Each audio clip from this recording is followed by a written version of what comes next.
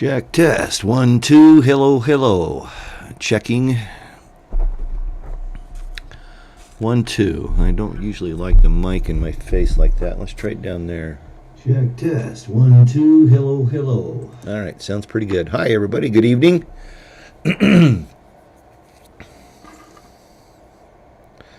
Hope everybody had a great week. I sure did.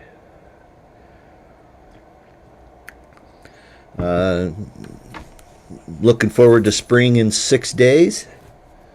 And we lost most of our snow over the last couple days. It busted above 40 and got to 55 today. So, yeah, we're happy. Just where it was piled up and still some in the shade. But anyway, it looks like we got Gary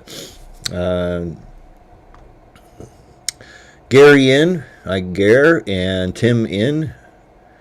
Always great to have you guys here. George is from beautiful Florida, checking in. Tom Downey over at Whidbey, 65. Yeah, that turned into 55 here today, Tom, so it was really nice. George said they had 10 inches of snow back home. That's a good place for it, right? He said that's as close as I want it to be. I get you.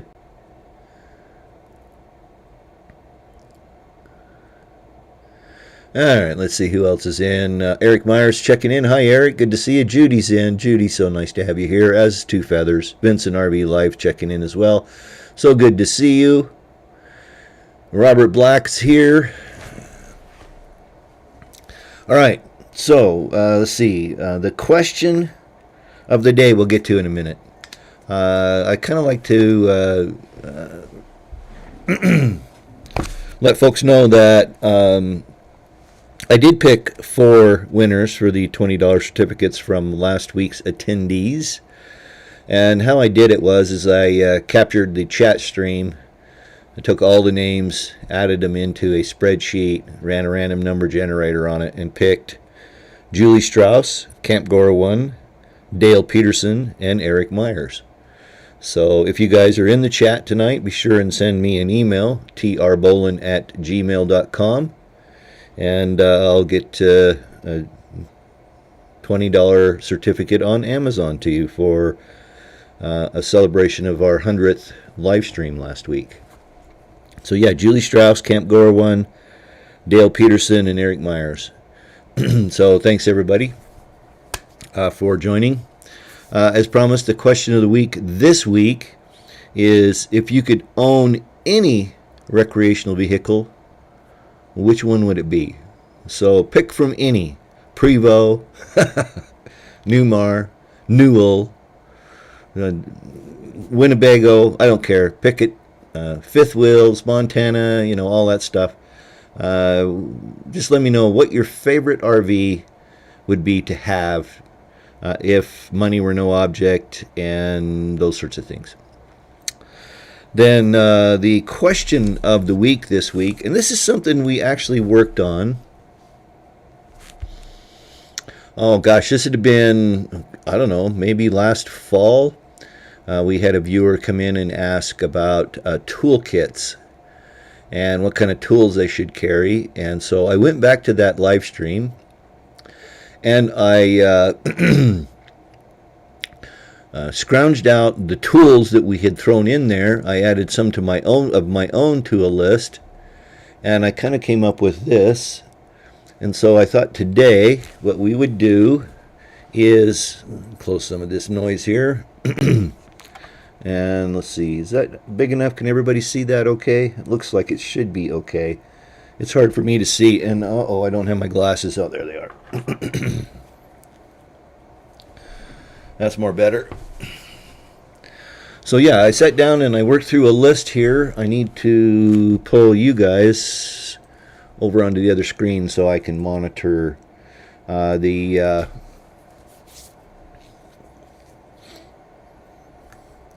chat.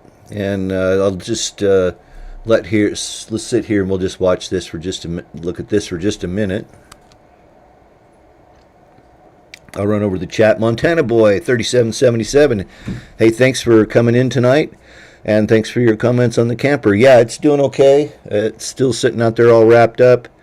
I ran into a problem with this week's video in that I got right to the, well, I kind of goofed off a little this week. And so I was right down to the last minute getting it edited, and when I got things done, of course, there was a huge pain in the rear problem that showed up, and I could not get it to come out of the editing software Premiere Pro that I use. And so unfortunately I am going to post it next Monday night at 7 p.m. I did decide to move my premieres to Monday, mostly because I had things going on Sunday nights and I couldn't be here. So we're moving the Truck Camper premiere night to Monday, 7 p.m.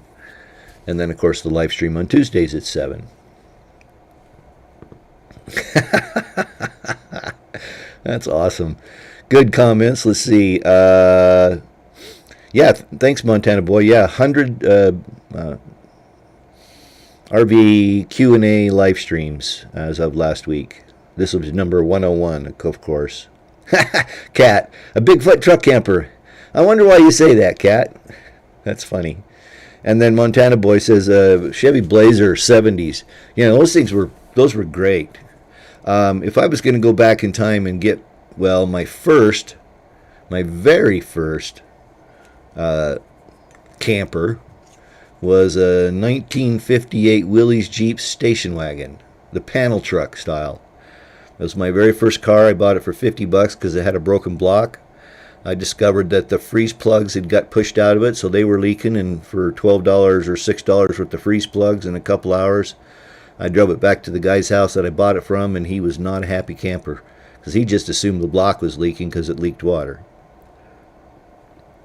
Well, the first thing I did was take that thing home and get it set up to camp in it, and was probably out camping, I would guess, the next weekend.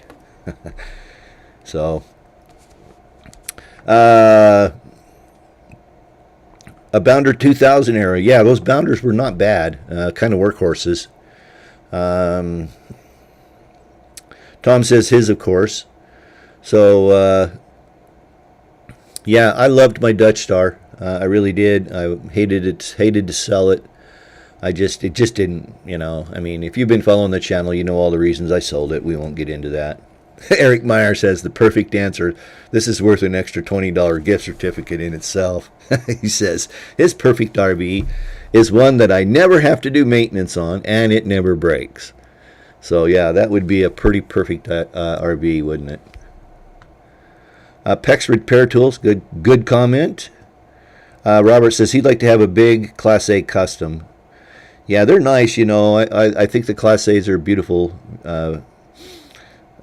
And you know, they're sure nice to have. They do love to give you some heartburn as far as where you can take them. I guess that's probably one of the main reasons why I switched over to a truck camper, was so I could go different places in small places. But Montana Boy, yes, Willie's good ones. Yeah, that was a good rig. I wish I had it back. I actually almost got one off of Facebook Marketplace, but Facebook Marketplace I've just decided is 80% scammers, and I don't have the patience for it. Tim Meyer says the Super C. Those Super Cs are really nice. I have a really good friend of mine that I've known, gosh, for 25 years now. That is a full-timer in his Super C, and then he has a 30-foot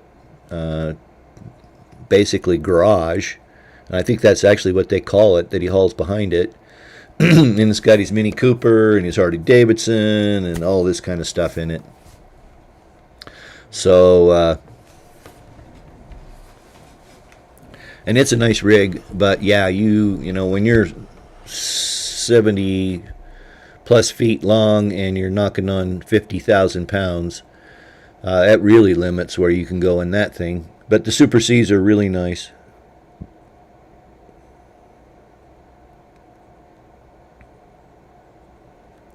All right, so the question of the night is, the Q&A, or we'll do Q&A as we do this, but I kind of put together what I was calling a comprehensive checklist. I didn't really get a chance to organize it too much, but I just kind of threw everything I could think of that over 12 years of 12 years of owning a Class A and 5 years of full time in it. The things that I came up with that would be basically a comprehensive list.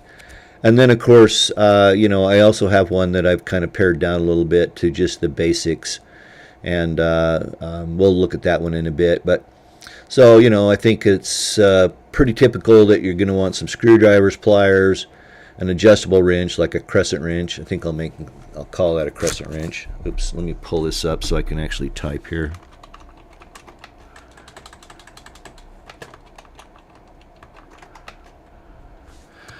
A claw hammer, hacksaw, utility knife of some sort. Channel locks are always super handy.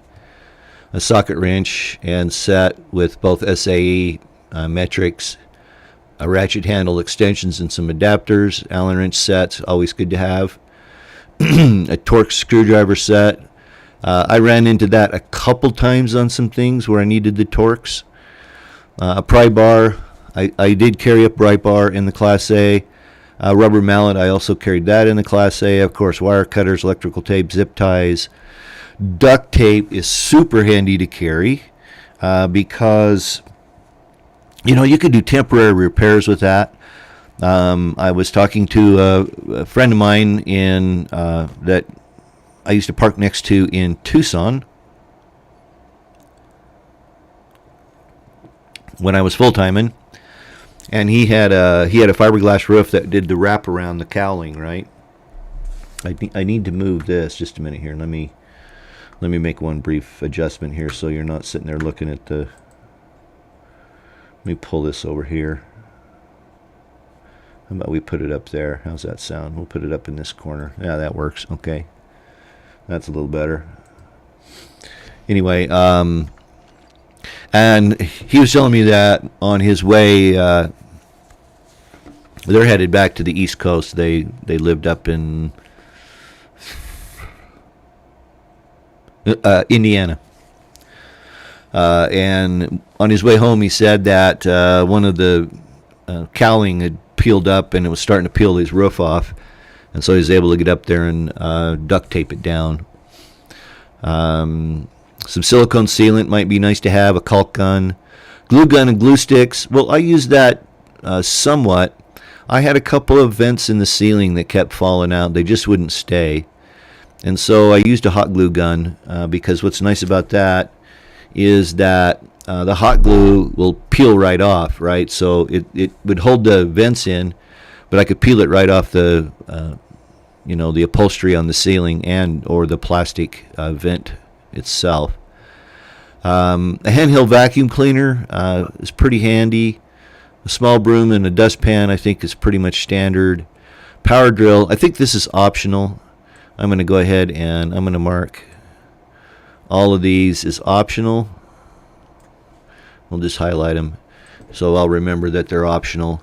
I think a cordless drill is certainly something that you should carry. I think a circular saw, jigsaw, reciprocating saw, angle grinder, impact driver, and oscillating tool are probably overkill.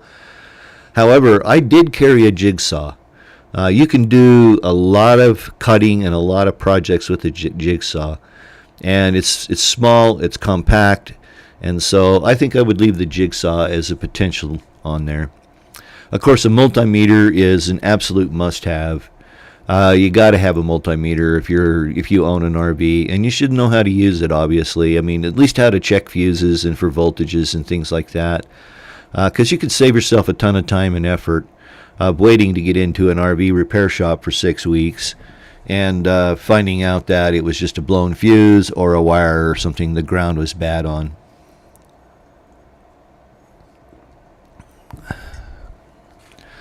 Of course, a tire pressure gauge, leveling blocks, jumper cables a must-have, flashlight with extra batteries, a first aid kit, and I kind of expanded on the first aid kit a little bit, but in general, bandages and wipes and pain relievers and tweezers and scissors and gloves and cold packs and A thermometer, emergency blanket is always handy. I have those in every backpack and every fanny pack that I own, as I've got those Mylar emergency blankets or raincoats, whatever you want to call them. Jack and some tire chocks. If you're going to be jacking up an RV, it's always good to chalk the tires before you do so. Roadside emergency markers or flares. Of course, a spare tire, if it makes sense for you. A lot of times in Class A's, it doesn't make sense because, it's easier to have roadside assistance and have the roadside assistance guy come out and change your tire for you, and instead of having to, first off, store a spare tire. Second off, break lug nuts, loose, especially on like a Class A that are torqued to 450 or 500 foot-pounds. And of course, then if you're going to retorque them, you're going to need a big ass torque wrench, capable of 500 pounds of foot-pounds of torque, which is a big wrench. I think an air compressor is absolutely a handy tool. What I had in my Class A, and a lot of times, what you can do, at least if you have air brakes, is that there's usually a manifold up in the front, and you can attach, a regular chuck to that manifold with just a T and a valve, and then you've got, basically chassis air right there that you can use to fill up. And I used to use it all the time to fill up tubes, tires, bike tires, floating toys, that kind of stuff. Super handy. But you can also do that with an air compressor. You want some kind of a tool bag or toolbox to store the tools. I'll tell you right now, I hate tool bags. You might like them, but I hated tool bags. The tool you want's always at the bottom. You have to dig every damn tool out to get to the bottom, to get to the tool you want. And so I preferred toolboxes myself. I think a fire extinguisher is a must-have. Carbon monoxide detector is a must-have. A smoke detector. Optionally, a portable generator. Obviously, if you don't have a built-in generator, like most Class A's and some Class C's have built-in Jennies, but for towables and stuff like that, fifth wheels will have a generator, but travel trailers and stuff like that, it's pretty, you can get them with generators, but that's more rare, and so a portable generator is nice. A surge protector, after I did the article on surge protection last year and did the surge protector, the hard-mounted surge protector in the Class A before I sold it, I really decided that a surge protector is a must-have item. A sewer hose kit and gloves, of course, water hose and water pressure regulator is a good idea. A step ladder, a collapsible step ladder is nice. It looks like I got wheel chocks on there twice. Awning repair kit, really simple to carry with you, and if your awning gets torn, it'll protect it from getting tore up. Slide out lubricant. I'm going to put silicone on there because that's what I like. Toilet chemicals, borax and Dawn, right? And then an RV wash and wax kit. I think that's what I had on there. Okay, so what did I miss?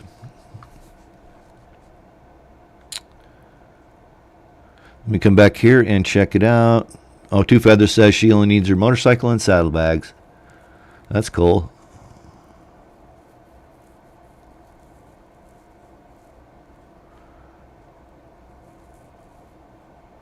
Yeah, Tom Downey, we ran a stacker for 15 years and never had a problem. Yeah, is that what they call those, Tom? That's what he is, a stacker. It's got the the dealy bobber in it. Why did that drop back down there? Oh, I see. I hit a button that I shouldn't have hit. Okay, there we go.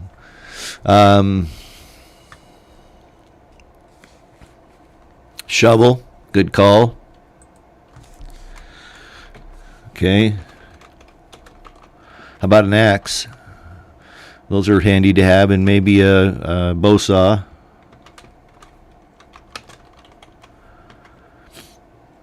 Some Boy Scout water. What we called gasoline. Oh yeah, that's a good call too, Montana Boy. In fact, I want to mention that the The power drill is good for lifting and lowering jacks.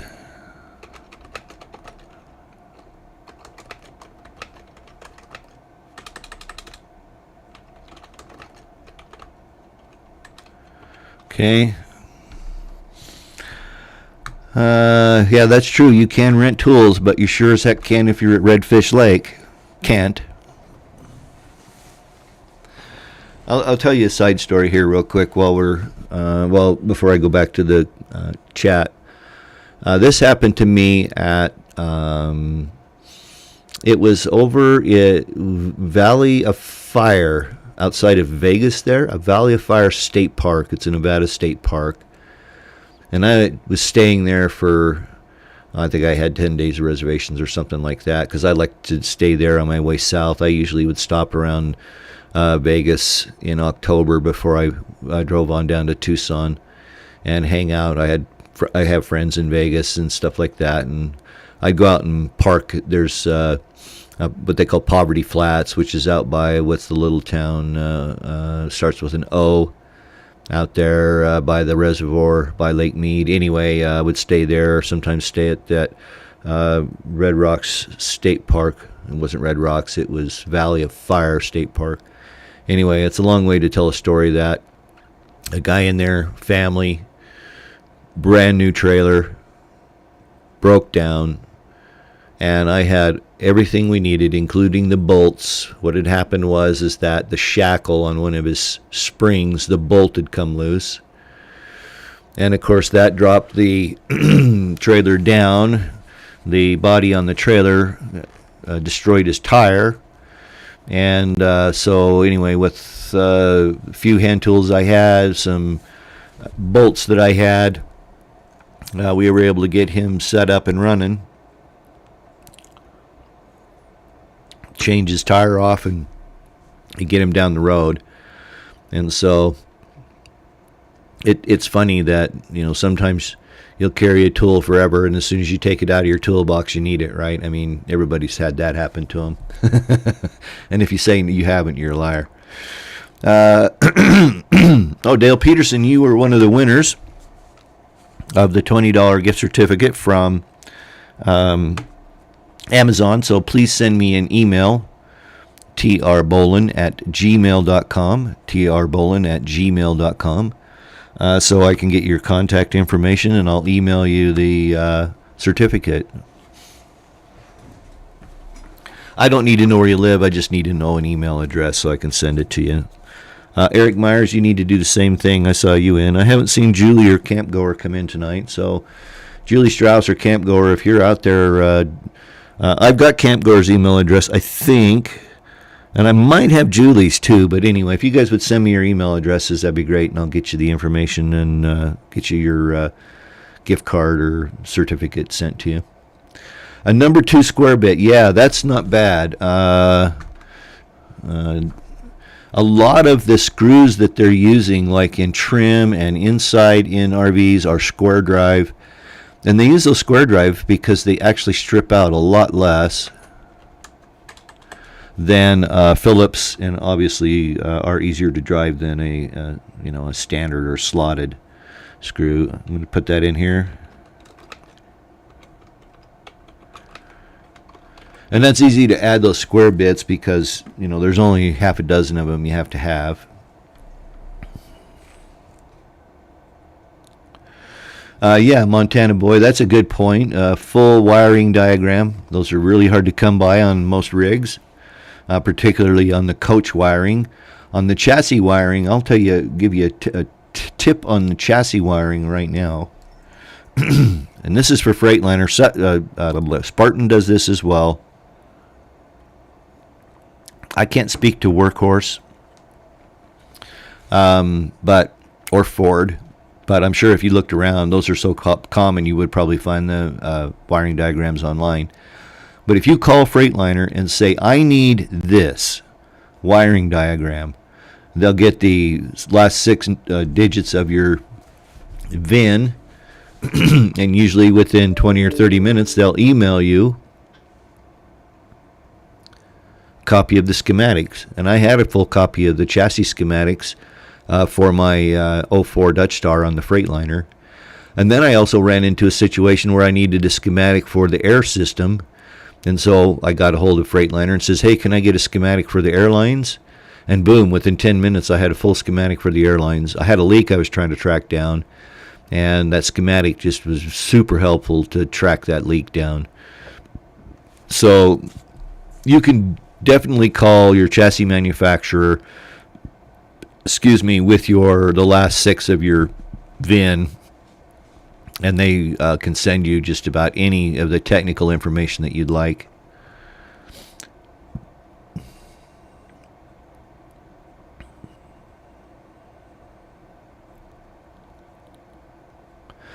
All right, let me come back here and let's see. Yes, you can rent tools for sure. Cordless drive, got that. Multimeter, first aid cover, carrier, first responders bag. You know what? I left off that. I wanted to get one of those. Not AED; those are too expensive. A tourniquet kit.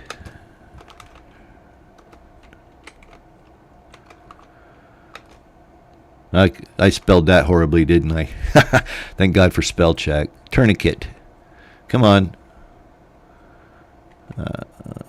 Tourniquet. Come on. All right. Well, I'll know what I want. I spelled it so poorly, even the spell checker can't find it. Let's see.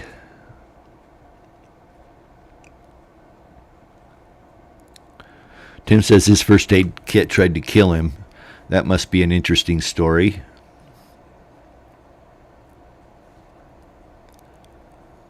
A can of Seal All. I think I saw a mention of Tom is a big Flex Seal fan, and he also mentioned Eternabond, and I think those are probably both things we should add.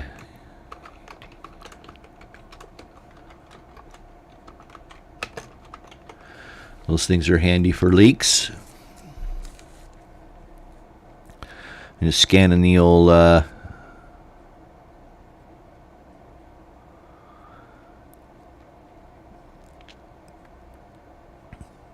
list here. Excuse me for just a minute. I need to clear my throat here real quick.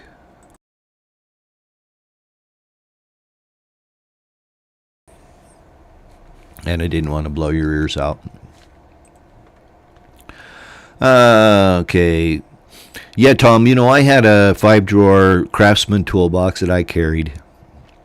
Ratchet straps, good call. Bungee cords, miss those too. Ratchet straps and bungees are both super handy.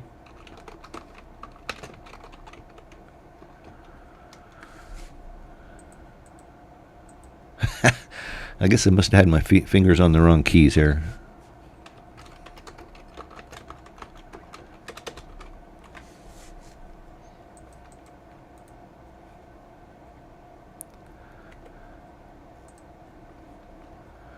All right, let's see.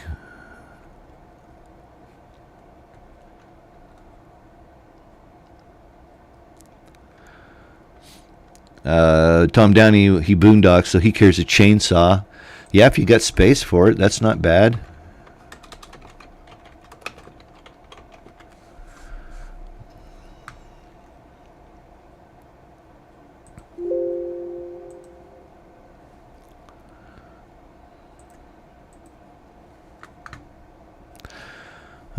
Let's see here. Okay, Tom, that is a great suggestion. Let me write that down.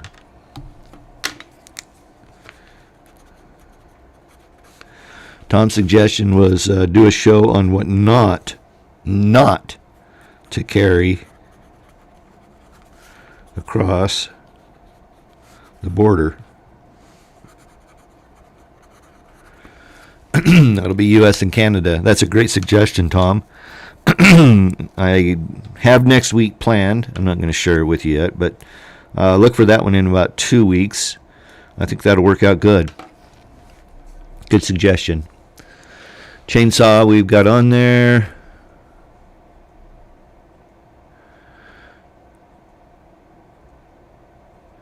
Oh, okay, got it. Totally got understood. TR, when my comment starts with Eric, that means he's chatting with you. No worries. Okay. So did I miss one?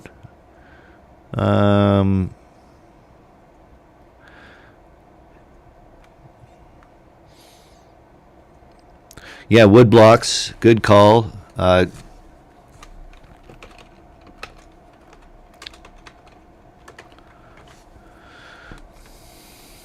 Snow shovel. Tape measure for the snow. Show you so you can brag that you got this much snow. Wink, wink. Some people swear you must have PEX tools, tubing, and some fittings. You know what I would recommend? I wouldn't go with the tools. I would just go get myself maybe like an elbow and a union, shark bite, and if you had a plastic elbow break or something, that way you'd have a spare, and then with a union, maybe 2 unions, and maybe a small hunk of PEX, you could probably fix just about any line that blew. And that saves you from having to carry specialty tools that you only use very often, rarely. Just a thought. Let's see, but that's not a bad suggestion. I'm going to put that on there.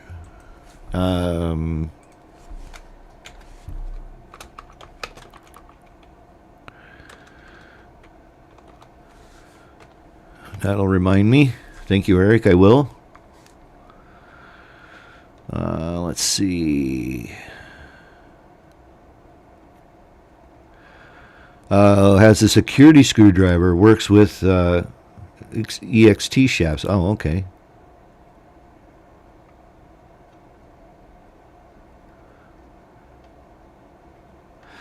Tim Myers, that's good. He says he has everything about his journey on a 1T flash drive. Plus, I have access to my NAS server if needed. Yeah, I carried all my manuals on a jump stick, and then also have them stored up in Dropbox. And in fact, I've shared with many people access to my Dropbox because it has a ton of information, not only around the Newmar, but just loads of information around Freightliner chassis, 2004. I think actually up through 2006, the information is applicable. But yeah, the Freightliner chassis, I carried all that and had it on Dropbox, so if I had to get to it, I could. LED flashlight, good call.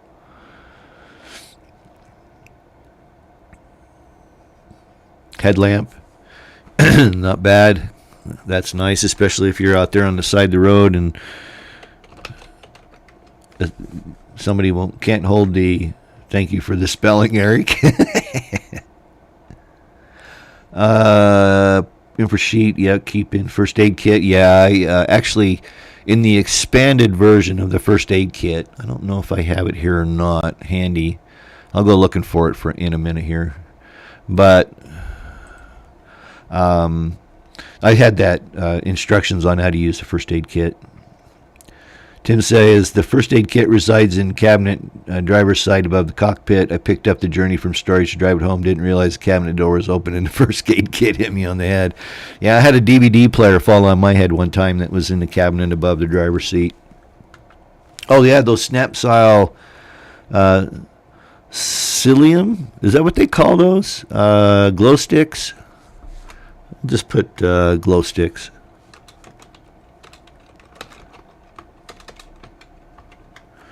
Okay, I'm going to take just a quick break here. It's about 1/2 the hour when I take a quick break and say, if you like this content, please be sure and give me that thumbs up. I always appreciate that. If you're not subscribed, do subscribe. Ring the notification bell. A lot of great content still to come. A quick visit over to my website at trbolin.com is always appreciated. Got a couple new articles up there right now. One on tire maintenance and another one on basically information for new RV owners, some kind of a primer, if you will, for people who are maybe thinking about getting an RV or new RVers. And those two articles are up on my website now over at trbolin.com, so run over there and check it out if you're so inclined. Your support of the channel by using the links to Amazon in the video description is greatly appreciated. Remember, you can use that link. It'll take you into my Amazon store. Then you can depart from there, go anywhere on Amazon, purchase what you're after. I'll get a small commission. You'll pay the same price.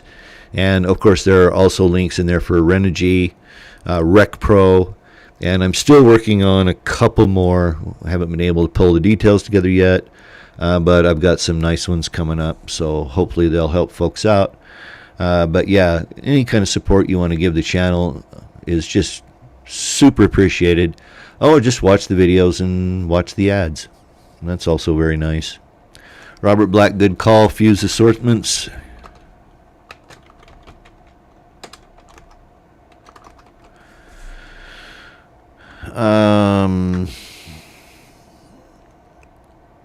Straps and bungees. Okay, we got that.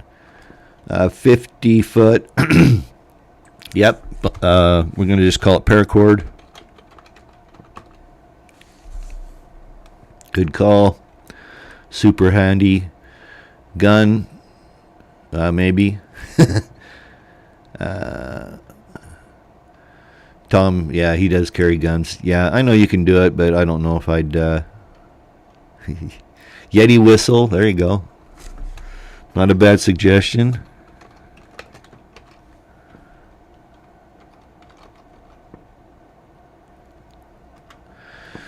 Yeah, I agree, Montana Boy. The shark bite fittings are kind of expensive, but you can get plastic ones. You don't have to buy the metal ones. I made that mistake myself. The plastic ones are half the price. And, you know, to take a PEX repair kit, you're going to need elbows and unions anyway. You're going to have to carry the crimp tool. You're going to have the crimp bands, or the, you know, the steel bands that go on it. And although I think it's a great idea, and I think that having the capacity to repair PEX is an awesome idea. Anyway.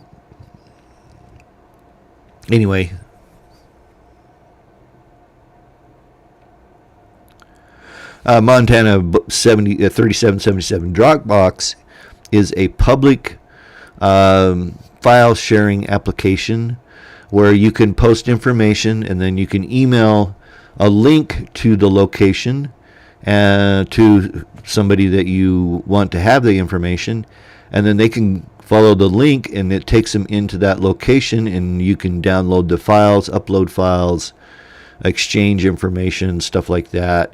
And so it's just a handy little utility to be able to exchange, like, well, you know, PDFs or anything like that. It's really handy, you know. There's probably, I'm guessing there's 300 documents in there about my old Class A that I share with folks when they ask for them. And to share those via email would just be a huge pain in the rear.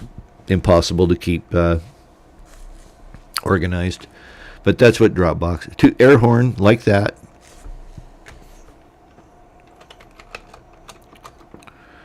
Good one too. Bear dog spray, not a bad idea if you're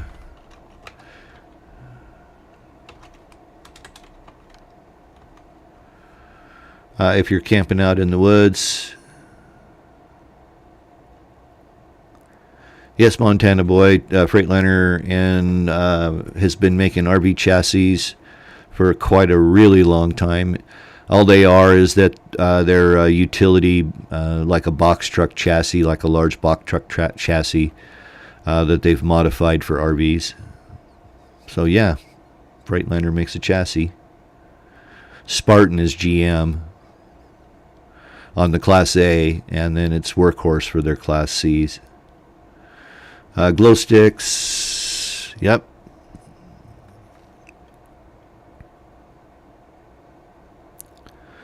Tom Downey, I carry a toad for reason. Go get what I need. True, that's not bad. I'm kidding. That's okay, Montana Boy. We like to have fun. Those black unmarked helicopters hovering over Tom's house, Tim asks, they will be soon. Ben Demby, hey, you figured out how to text from your phone. Awesome. So great to have you in here from West Palm Beach, Florida. Let's see. Yeah, no worries, Montana Boy. Robert Black, flares or emergency lights. Got that one on there. You know, road flares are really hard to come by. I went to look and see, and if you go to your parts store, you can buy them 2 or 3 at a time. But if you try to buy them from like Amazon or, you know, one of the suppliers, you have to buy a whole case. And I don't think I could use a whole case of roadside flares in my life. But I have seen them also available like at truck stops in, you know, units of 2 or 3. And having a couple 30-minute road flares can be really handy as well.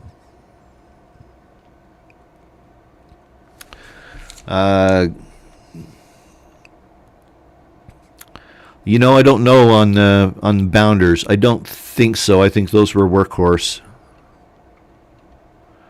and Ford, but check me on that. The bounders were all gassers, right? I don't believe the 2000 series in the era of 2000 that the bounders were diesel. I think they were all gassers, and so I would expect them to be Workhorse or Ford. A tire plug kit, good call. That can get you out of trouble. And I'm also going to say a tire patch kit, like this. I was at Goodwill Saturday. I went by my local Goodwill, and they had these tire repair kits for 99 cents. And so I bought 2 of them. I gave one to a friend of mine, and then I kept this one. And it's a repair kit. It's not a plug kit. This is to patch like bicycle tires and stuff like that. But for $1, you can't hardly go wrong. You can throw that in there and forget about it. But at least, and then you have one.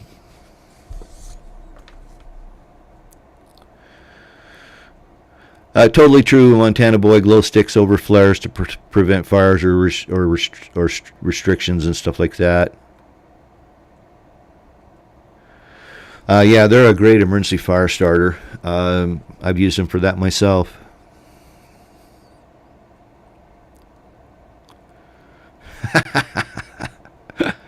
You guys are funny. Gas I have. Okay, so anyway. Now, that's not a bad list. Oh, that's the same list. I just turned it into a bullet list or a sort of a checklist here. You know, I remember the Atlas tube repair kits too, because my grandfather ran a Chevron station, and Atlas was a brand that Chevron had. Okay, so if you have RV-related questions or comments, throw them over in the chat window. As always, if you're shy and you don't want to chat in the window, you're more than welcome to email me, trbolin@gmail.com. That's trbolin@gmail.com. And we can chat about your problem offline, and then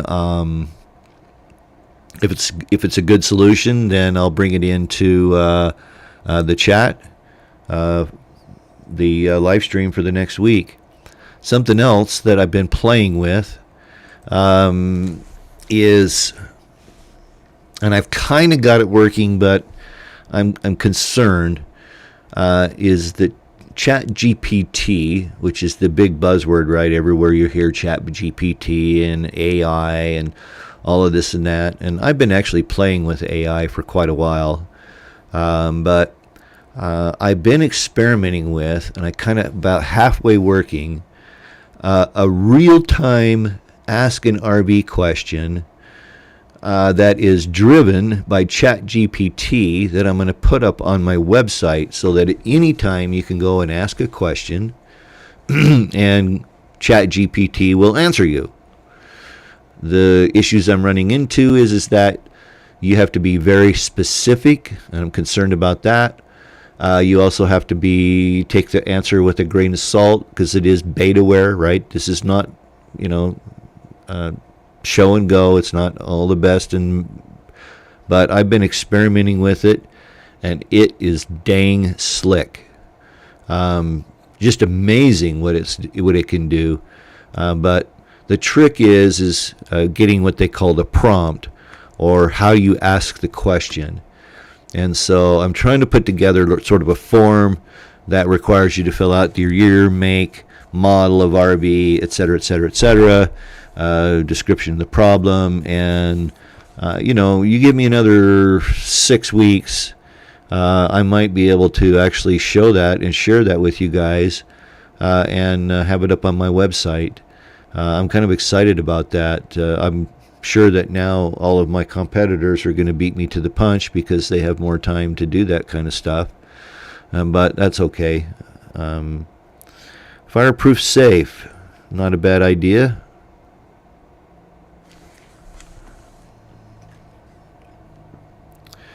Yeah, Montana Boy says he remembers those stations. Yeah, my grandpa ran the Chevron service station in St. Anthony, Idaho for about 53 years.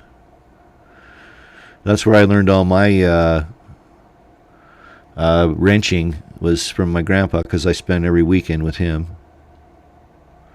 I think mostly because my parents wanted a break. Tom Downey, they depend on the big book of RV travel. That's not bad to have. I'm going to put Fireproof Safe on here. And I've actually been toying with the idea about making 2 lists, one for weekenders and one for full-timers, because it does make a difference. If you're full-time, especially if you don't have a home, if you're full-time, then you need to carry a fair number of tools with you, or borrow them or rent them or something like that. And that list is different than if you're just a weekender. Because, if you're gone for the weekend, you don't have your multi-tool with you, but when you get home, you can fix it. Stuff like that.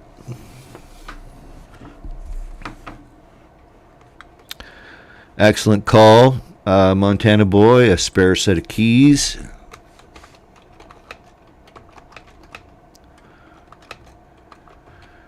And then I'm going to make a note.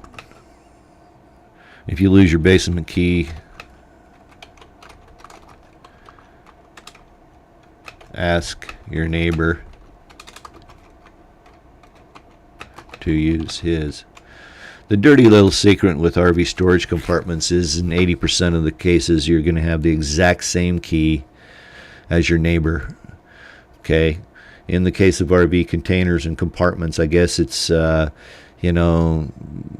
the locks just keep people honest. If somebody wants to get into your RV, they're going to drill the lock and be in there in a second anyway.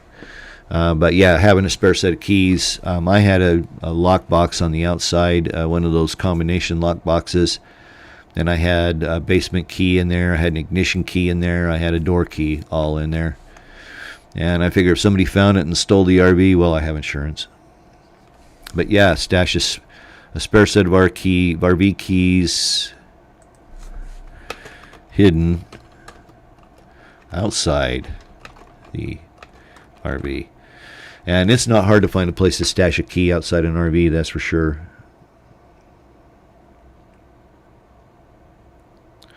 Montana Boy says, wow, cool, 53 years, says something about what we do from today.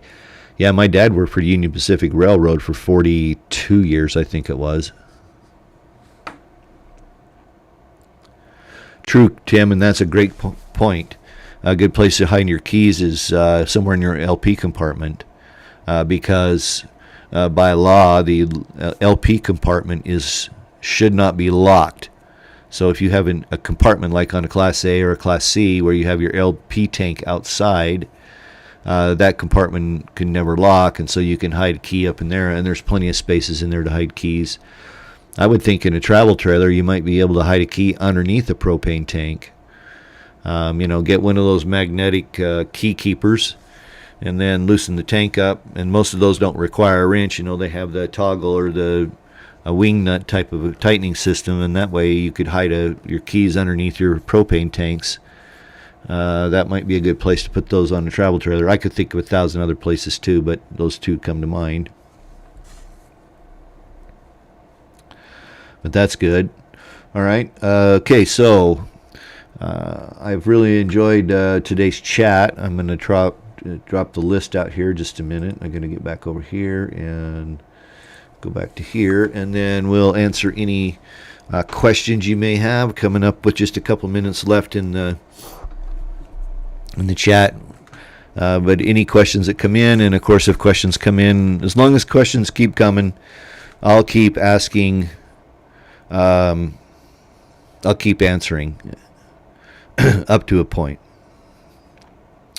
Going back, Eric Meyer says his bath cabinet has moved from the outside wall about 3/13.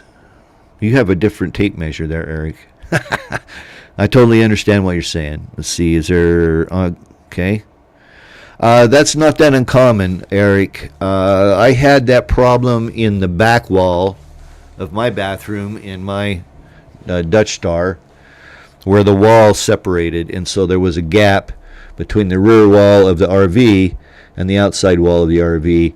And it's not that uncommon over the years for, as those walls flex, as they warm up and cool off, they expand and they contract, and it can break those seals and stuff like that. I would double check all of the screws that are holding it in, make sure they're all still good, and then just caulk this. If it's a crack, just caulk the crack with a good quality silicone caulk.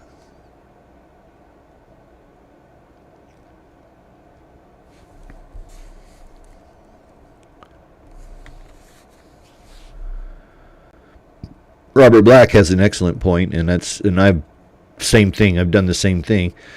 He says he carries a complete set of hand tools when he travels, so he can repair his tow vehicle. Also, he was a mechanic for years when he was young.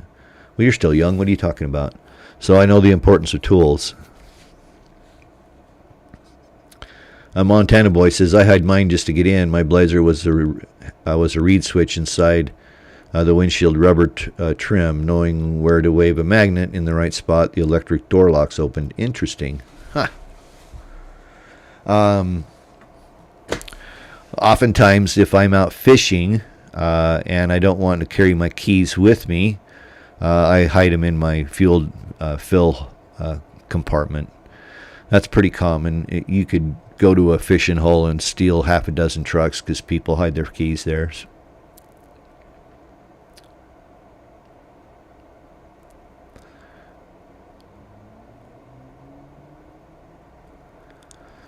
Oh, there you go. Yeah, Montana Boy says he uses an old gas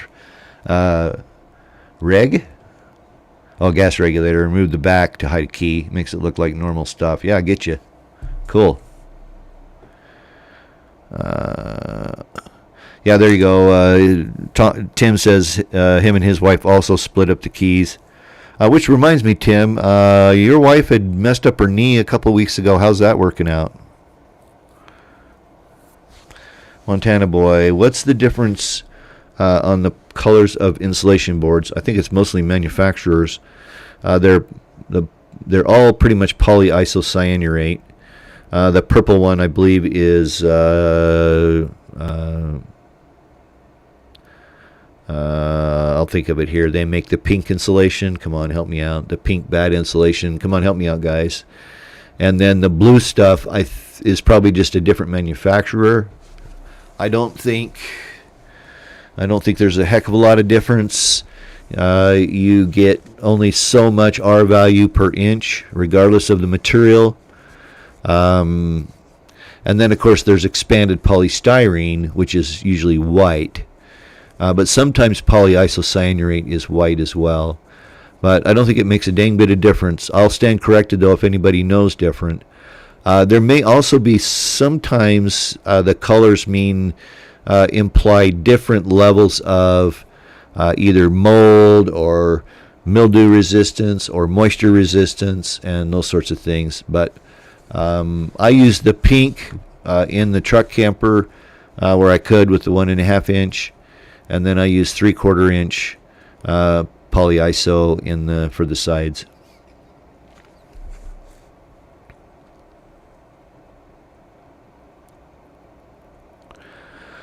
They may, Eric. You'll have to get in and look. They're totally inaccessible. Okay, if it's like they were in my Dutch Star, I wish, Eric. I will dig up the photos because I got pictures of it, and I'll show you what my situation was.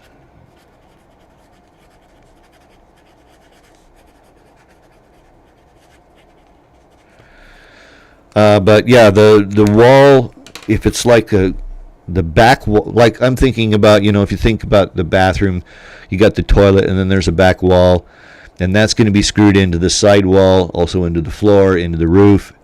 And yeah, those things can pull out, and there is no way to replace those screws.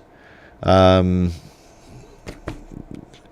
I ended up doing, and it failed, I tried it and it failed, was I took and I braced the outside wall with a 2x4 jammed into a 2x4 with a moving blanket, and so I collapsed the wall back towards the back wall. But what I did was I put some first I tried one of the glues, construction adhesive is what I was looking for, and that failed, and that was a son of a gun to clean out. And then I went to the polyurethane adhesive, and that held it. So basically I just let the wall stay apart. I just put that polyurethane adhesive in there as thick as I could get it, and then I put that wall, I jacked that wall back down and mashed it into the other wall. Then what I did temporarily is I could have put a couple of corners in there, a couple of 90-degree metal corners to kind of hold everything together. And that's the second time I tried to fix it, it worked. The first time I failed miserably, though. It did not work.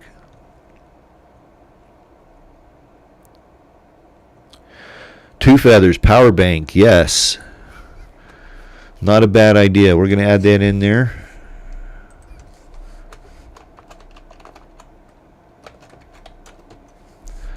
Good call.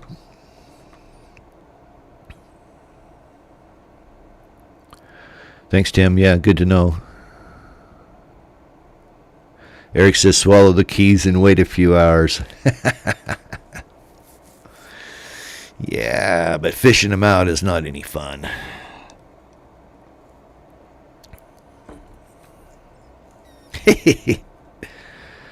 Tim Myers, a beadboard, 5R to the inch. Yeah, that's polyiso. 7.4R to the inch in the purple is usually more moisture resistant, but your manufacturers sometimes use their own colors. Yeah, that's kind of what I thought. What you call beadboard is the polyiso, and then the closed cell spray foam, which is the same thing you can use oftentimes, is the purple as well. You're welcome, Eric. Yeah, that's not a bad suggestion either. Montana Boy said sandwich both sides of the wall with a new 1x2 and screw them in like fish plating it. Yeah, that's not a bad call, but I was looking for just a cleaner repair so I didn't have to leave anything in there, but that would definitely work. And if you had cabinets in there, then it would probably work. So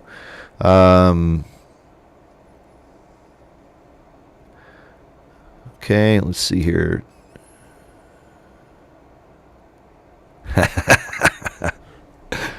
Yeah, for sure. Okay. Well, hey, look at that. It's 8 o'clock. And so we'll just hang out here. I know there is, that's a good call too, feathers, some kind of a glue. We sort of had a couple glues in there. I'll clarify that, but that's a good reminder for sure. I know there's a bit of latency out there that people can be 2 to 4 or 5 minutes behind where we are live stream wise. Although it's 8 o'clock on the clock, they could be watching, they could be delayed 2, 3, 4 minutes. And so I usually like to try to hang out. We'll just kind of sit here and float for a few minutes and talk about next week. Oh yeah, we've got a few more folks in. So the question of the day, if you'd like to participate, is if you could have any RV at all, which one would it be? Drop your comment over in the chat. It's just for fun. I think the Super Cs are really interesting. The thing about the Super Cs is they sit up off the ground far enough that I think you could get them into some spots that it might be more difficult with a Class A.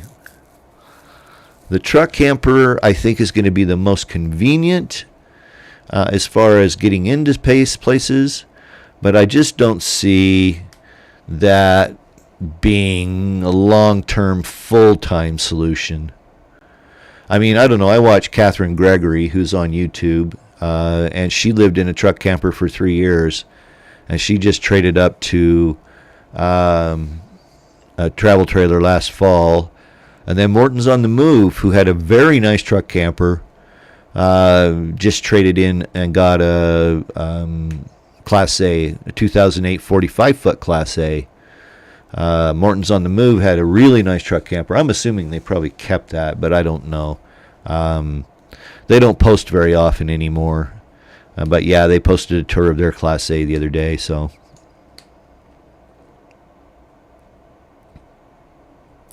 Kevin Coop, yes, that question has come up before, and I don't remember who asked it. It might have been Robert.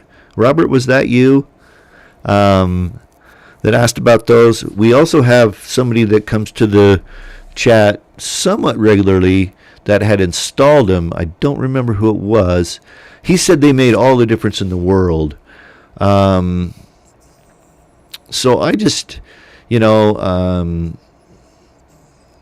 what specifically are you trying to fix, Kevin? I know you're in Texas, right? You're up in Texas, so you're probably camping in the heat a lot. And so are you just wanting to get more efficiency out of your AC? Question mark. Montana Boy, 2000 Fleetwood Bounder, maybe not too smart on this one.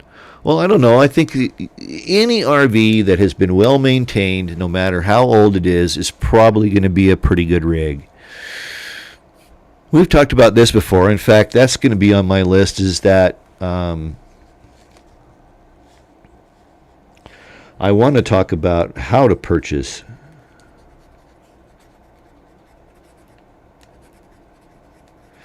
And one of my contentions, we've talked about this before, it's been months though, so we'll chat about it briefly. My contention is that you're making a huge mistake unless the RV is less than 2 or 3 years old. If you go out there and you buy a 2008 RV with 8,000 miles on it, the damn thing hasn't been driven. Who knows how long it's been parked. Those rigs are built to run. That's the bottom line. Those rigs are built to go and run. All right? Because they're commercial vehicles, really.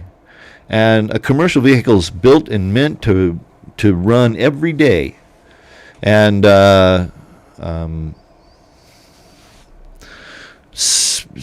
RV parked all winter or for years, you're going to get into it. First off, there's going to be flat spots on the tires. You're going to have seals that leak. You're going to have gaskets that leak. It's going to be a leaking oil machine. I think you're going to have a lot more trouble with that than you would with a well-maintained RV from 2008 or whatever that had 150,000 miles on it. Now, I'm a little biased. My Newmar had 135 approximately, somewhere in that range when I sold it. I think it was 135 as a 2004, but I'd maintained that thing extremely well, and mechanically it was fine. I mean, he picked it up and drove it cross country from Idaho to Connecticut with not one problem.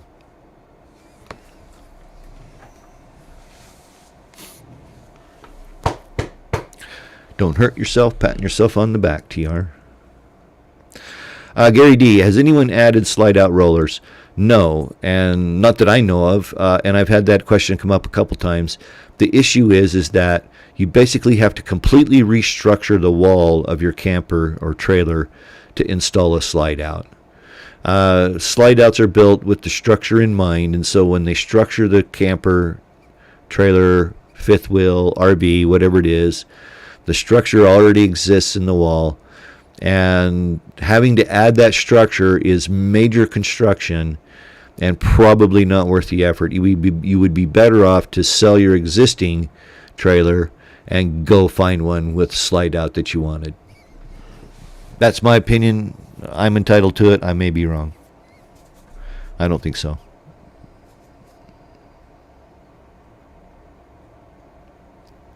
Oh, that's right, Kevin. You're in Missouri. Well, in Missouri, you're in the same situation as Texas, hot, muggy, and I remember that the person who installed them did say that they worked well. But I like you. I think you could probably make your own.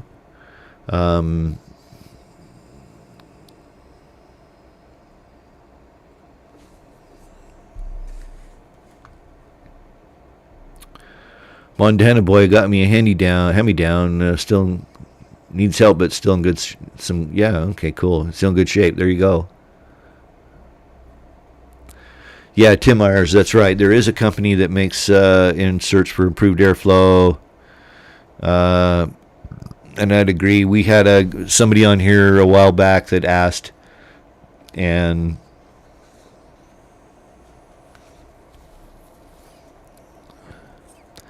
Tom Downey, how much maintenance would like to catch up on? I don't follow you, Tom. Yeah, they are $175. That's right, Kevin.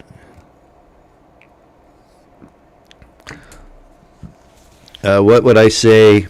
Montana boy asks, what would I say is a fair price for a towing costs and yearly payments? Oh, I'll tell you right now, my good Sam roadside on my Class A was $119 a year. And if you bought 3 years, you got a really deep discount. So, and AAA, I read what you meant, Montana boy. I would recommend, I use Good Sam. They towed me twice. I got my money's worth. But FMCA has it. CoachNet is another place that you should look for a roadside assistance. Which ones have I forgotten? Of course, your insurance company. But double check with your insurance agent and understand fully what their roadside assistance covers. Because insurance companies, they'll give you roadside assistance for your car, but if you call in with an RV, they're going to go, well, we don't cover that. Now, and then some companies, I believe like State Farm, if you have roadside assistance on, don't quote me on this, but I think it's them. If you have roadside assistance on your car, it covers your towed vehicle as well. So it covers any trailer you're towing, whether it be your fifth wheel or a trailer that you're hauling wood in. Now, the thing about Good Sam, not only does it cover your RV, it covers every vehicle you own and all your drivers. And so I just found it was a really good deal. But yeah, there's FMCA, that's Freightliner Motor Coach Association. There's CoachNet. Allstate has roadside assistance that's really good. And then, of course, Good Sam. And I'm not compensated by any of those guys. But if it was me, in fact, I still carry Good Sam, even though I don't have the Class A. I was so happy with them. Okay, it's 10 after. Agree with you, Tom. And not being maintained will cost you, you'll pay sooner or later. Got it. Okay, Montana boy, surely. All right, so yeah, expect to spend somewhere probably around $120 a year. And I believe that Good Sam, CoachNet, FMCA, any one of those would be a good solution as far as that goes. All right, last call for questions. Anybody else out there have a good question, comment you want to leave? Just the last go around. Dale Peterson, Eric Myers, I believe you guys should email me. I heard some emails pop in. There's Dale, got it. Toolbox Pictures, thanks, Tim. And then Eric, send me an email. We'll take one quick minute here. Let me pop this out, and we'll share Tim's pictures, and then we'll call it good for the night. Let's see here. Where's my controls? We go here. And so this is Tim's toolbox. Yeah, that's a good setup. That's very similar to the one I had, except mine was one of the old metal Sears Craftsman toolboxes, you know. Oh, yeah, that's good. Okay, yeah, and I did that too. I had a carry kit like that, like Tim's showing us here, that I kept just exactly what you had. Screws, LED replacement lights, all kinds of lights, various other little small parts and pieces. And yeah, I carried that. In fact, that got me out of trouble, and it got neighbors out of trouble. Camping, lots of times, somebody'd, ask if I had a this or a that, and I was always able to help them out. All right, last call. Thank you, Montana Boy. We appreciate you being here.